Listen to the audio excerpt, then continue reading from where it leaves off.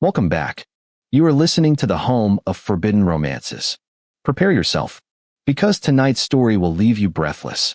The muzzle of the suppressed pistol didn't tremble, but the hand of the beautiful, desperate boy kneeling on the Persian rug did. It was a tremble of rage, not fear, as Julian stared up into the abyss of the capo's eyes and slammed the heavy iron key onto the mahogany desk, the sound cracking through the suffocating silence like a gunshot. I am not here to beg for more time, and I am not here to ask for mercy. Julian spat out, his voice raw with the exhaustion of 3 sleepless nights, his dress shirt stained with the mud of the frantic run through the rain to get here. My father's debt is $5 million. You know he can't pay it. You know the Vipers will skin him alive by dawn. So stop looking at me like I'm prey and look at the payment. He gestured to himself, his chest heaving. I am the collateral. Save him, and you don't just get my service. You get my life, my will, my soul. Sign the paper, Dante. For the first time in a decade, the room went so quiet that the ticking of the grandfather clock sounded like a heartbeat. Dante Valerius, the head of the Valerius Syndicate, the man they whispered about in the back alleys of the city as the Reaper, did not move. He sat in his high-backed leather chair, a glass of amber whiskey untouched in his hand. He was a man carved from marble and violence, his features sharp, his dark hair slicked back, and his eyes, usually dead, devoid of anything human, were suddenly wide. Stunned. He had expected tears. He had expected begging. He had expected the young pianist to offer money he didn't have. He had not expected Julian Vane, the city's most promising classical musician, to walk into the lion's den and offer to chain himself to the beast. Your soul, Dante repeated, his voice a low rumble that vibrated in Julian's chest. He set the glass down. Do you understand the weight of that word in this house, Julian? I know you collect beautiful things, Julian whispered, the adrenaline fading to leave him cold and exposed. And I know you hate the Vipers more than you love money. If the Vipers take my father, they get the deed to the Vane estate. They get a foothold in your territory. If you take me, you get the estate, you deny them their prize, and you get me. Dante stood up. He was massive, towering over 6 feet, his bespoke suit unable to hide the lethal power of his frame. He walked around the desk, his footsteps silent. He stopped in front of Julian, who refused to look away. Dante reached out, his hand large and scarred, and tilted Julian's chin up. He looked for the lie. He looked for the hesitation. He found only a terrifying, hollow resolve. The Vipers want your father's blood, Dante said softly. I want something far more expensive. Take it, Julian breathed. Done. The transition from a free man to a possession was not marked by chains or cages, but by the closing of heavy oak doors. Julian's father, a weeping, pathetic mess of a man named Marcus, had been shoved into a black SUV and driven to a safe house in the countryside 3 hours after the deal was struck. Julian hadn't even said goodbye. There was nothing to say to a man who had gambled away his late wife's legacy and his son's future on high-stakes poker and bad investments. Now, Julian stood in the center of the music room in the Valerius Manor. It was a cavernous space with floor-to-ceiling windows overlooking the stormy cliffs of the coast. In the center sat a Steinway grand piano, black as midnight. Play. Dante stood by the fireplace, watching him. Julian's fingers hovered over the keys. He felt stripped bare. This wasn't a concert hall. This was an inspection. He began to play Rachmaninoff, the heavy, tragic chords filling the room. He poured his grief, his anger at his father, and his terror of this dark, brooding man into the music. He played for hours. His fingers ached. His back stiffened. But he dared not stop. Dante watched him with a predator's intensity. He wasn't listening to the notes. He was watching Julian's spirit. He saw the way Julian bit his lip when the tempo increased, the way his hair fell over his eyes, the way his shoulders tensed. Enough, Dante said suddenly. Julian stopped, his hands shaking slightly. Is it not to your liking? It is full of hate, Dante observed, walking closer. You hate me.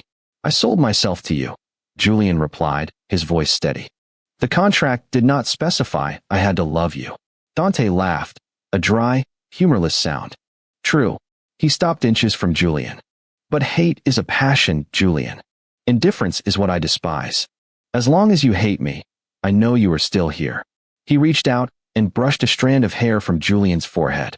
The touch was electric, startlingly gentle for a man known for breaking bones. You are not a servant here, Julian. You are an acquisition. You will eat with me. You will attend functions with me. And every night, you will play for me until I can sleep. And if you can't sleep?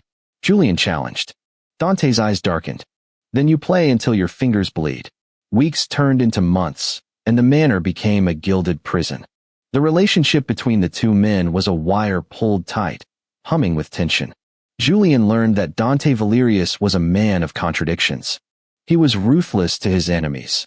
Julian once saw him order the destruction of a warehouse with a calm phone call over breakfast, but he treated his staff with respectful distance. And with Julian, he was possessive, watchful, yet strangely distant. He never forced himself on Julian. There were no unwanted touches, no demands for the flesh. It was psychological. Dante wanted to own Julian's attention. If Julian looked at a guard too long, the guard was reassigned. If Julian read a book, Dante wanted to know what he thought of it. It was suffocating. It was intoxicating. The turning point came on a rainy Tuesday. Julian was in the library, reading, when the alarm systems blared. The lights cut out. Gunfire erupted from the front gates. The Vipers. Julian's heart hammered against his ribs. He dropped to the floor as glass shattered in the hallway. He crawled toward the heavy wooden door, instinctively looking for a weapon, a letter opener, anything. The door burst open. It wasn't an assassin. It was Dante. He was bleeding. A dark stain spread across the white of his shirt, just above his hip. He held a silver pistol in one hand, his face a mask of cold fury. Julian, he barked. Get up. We move. You're hurt. Julian gasped, scrambling to his feet. Irrelevant. The Vipers breached the perimeter. They know you're here. Dante grabbed Julian's arm, his grip bruising. He didn't drag him. He guided him, shielding Julian's body with his own as they moved through the shadowed corridors. They reached the safe room behind the wine cellar, a steel-reinforced bunker. Dante slammed the keypad, the locks engaging with a heavy thud. He slid down the wall, his face paling rapidly. Dante! Julian fell to his knees beside him. The wound was bad. A graze, perhaps, but deep enough to bleed profusely. There is a kit. Dante gritted out, pointing to a cabinet. Stitch it. Julian's hands were meant for sonatas, not surgery. He grabbed the first aid kit, his breath coming in short gasps. I don't know how. Learn. Dante snapped, his eyes squeezing shut. Or watch me bleed out. Your choice. Your freedom is one death away, Julian. If I die, the lock disengages in 24 hours. You could walk away. Julian froze. He looked at the man who held the leash to his life. If Dante died, the debt died. The Vipers would likely loot the house, but Julian could hide, could run. He looked at the wound. He looked at Dante's face, usually so impassive, now etched with pain. And he realized, with a jolt of horror, that he didn't want Dante to die. Not like this. Not defending him. Shut up, Julian hissed. Don't tempt me. He cleaned the wound. He poured alcohol, ignoring Dante's sharp intake of breath. He threaded the needle. His hands, trained for precision, found a rhythm. He stitched the flesh of the monster who owned him. When he finished, his hands were covered in Dante's blood. He sat back, trembling. Dante opened his eyes. The adrenaline had faded, leaving him looking exhausted and strangely human. He looked at the bandage, then at Julian. Why? Dante asked. Because you own my soul, Julian whispered, wiping his hands on a rag. And a soul without a body is a ghost. I don't want to be a ghost. Dante reached out. His hand, hot and heavy, cupped Julian's cheek. He pulled Julian closer. The air between them shifted, the hatred melting into something scorching and confusing. You are not a ghost, Dante murmured, his thumb tracing Julian's lower lip. You are the only real thing in this world. He kissed him. It wasn't a gentle kiss. It tasted of copper and whiskey and desperation. It was a claiming, but it was also a plea.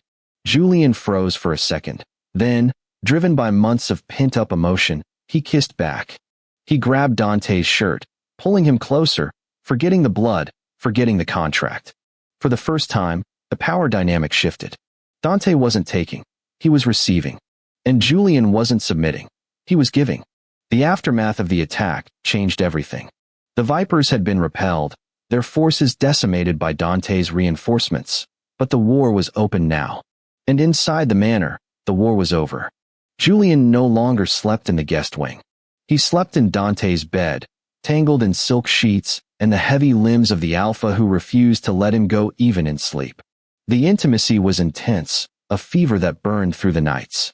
Dante worshipped Julian's body with the same reverence he showed his music, learning every scar, every sensitivity.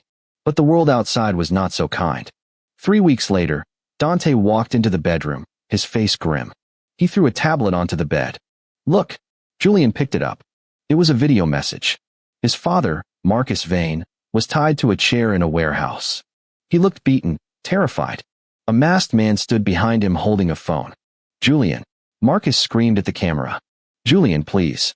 They said if you come to the docks. Just you. They'll let me go? They just want to talk. Please, son. Don't let them kill me. The video cut to black. Julian felt the blood drain from his face. They have him. He sold you out, Dante said, his voice ice cold. Julian looked up. What? My men intercepted the call logs, Dante said, pacing the room. Marcus wasn't kidnapped. He reached out to the Vipers.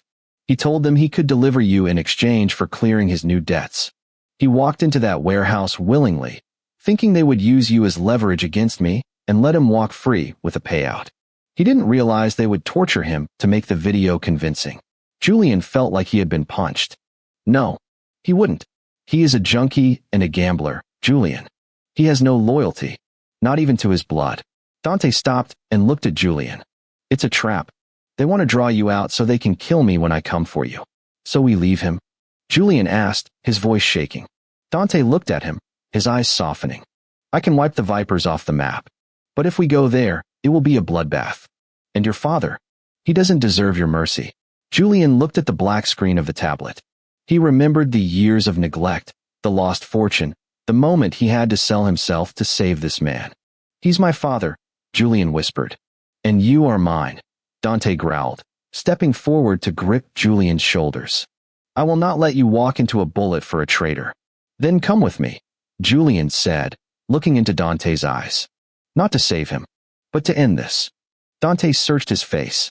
He saw the steel in Julian's eyes, the same steel that had been there the night of the deal. Get dressed, Dante said. Wear black. The docks were shrouded in fog and the smell of dead fish. It was a labyrinth of shipping containers. Julian walked into the open space under the yellow glow of the floodlights. He felt naked without a weapon, but he knew Dante was there. Dante was everywhere. I'm here, Julian shouted. The warehouse door rolled open. The Viper boss, a scarred man named Silas, walked out, dragging Marcus by the collar. Marcus was sobbing. Look at this, Silas sneered, pressing a knife to Marcus's throat. The whore of the Valerius clan returns to his roots. Let him go, Julian said, his voice steady. Where is he? Silas looked around frantically. Where is the Reaper? Right here. The voice didn't come from the shadows. It came from the speakers of the warehouse system, booming around them. Suddenly, floodlights from the cranes above blinded the Vipers. Snipers. Silas panicked. He yanked Marcus up as a shield. I'll kill him. I swear to God. Dante stepped out from behind a container 50 feet away. He held an assault rifle, relaxed at his side. He looked bored. Let him go, Silas. And I'll make your death quick. You think I'm stupid? Silas screamed.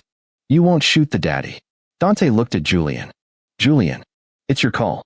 Time seemed to slow down. Julian looked at his father. Marcus's eyes were wide, filled with selfish terror. Julian, tell him to give them the money. Marcus shrieked. Don't let me die. Julian looked at the man who had given him life, and then at the man who had given him a reason to live. He realized then that family wasn't blood. Family was the person who stood in front of a bullet for you. He's not my father, Julian said clearly, his voice carrying over the wind. He's just a stranger. Silas blinked, confused. What? Drop him, Dante commanded. Silas, realizing his leverage was gone, shoved Marcus forward and raised his gun toward Julian. Bang! The shot was instantaneous. Not from Silas, but from Dante. Silas dropped, a hole in the center of his forehead. Chaos erupted. Dante's men descended from the shadows like wraiths. The remaining Vipers were neutralized in seconds. It was a massacre, precise and efficient. When the silence returned, Marcus was cowering on the wet concrete, unharmed but shaking violently. Dante walked over to Julian, checking him for injuries. Finding none, he turned to Marcus. Marcus looked up, smiling weakly. Julian. Son. You saved me. I knew you would. We can go now, right? We can. Dante raised his gun. No, Julian said. He placed a hand on Dante's weapon, lowering it. Dante looked at him. He tried to sell you. I know, Julian said. He walked over to his father. He looked down at the pathetic man. You are free, Marcus. The debt is paid. The Vipers are gone. Oh, thank God. Marcus wept. Thank you, my boy. I promise this time. But you are dead to me, Julian interrupted. I saved you to clear my own conscience, not yours. You will leave this city tonight. If I ever see you again, I won't stop him. He gestured to Dante. Marcus stared at his son, seeing the coldness in his eyes. He scrambled up, nodding frantically, and ran into the night without looking back. Julian watched him go. He felt a weight lift off his chest, a soul tether finally snapping. He felt an arm wrap around his waist. Dante pulled him back against his chest, burying his face in Julian's neck. It is done, Dante said against his skin. The contract? Julian asked, leaning back into the warmth. Burned, Dante replied. You are free. Julian turned in his arms. The docs, the blood, the violence faded away. There was only the intense, dark gaze of the Alpha who had captured him. I don't want to be free, Julian said softly. I want to be yours. Dante smiled, a genuine, rare smile that transformed his face. Then let's go home. And that is how the Vane sacrificed his past to tame the Reaper. If you enjoyed seeing Dante destroy an entire gang just to protect Julian's honor, destroy that like button. And tell me in the comments, would you forgive a father who tried to sell you to your enemies, or would you let the Mafia handle him? I'll be reading your answers. Subscribe for the next chapter. Until then,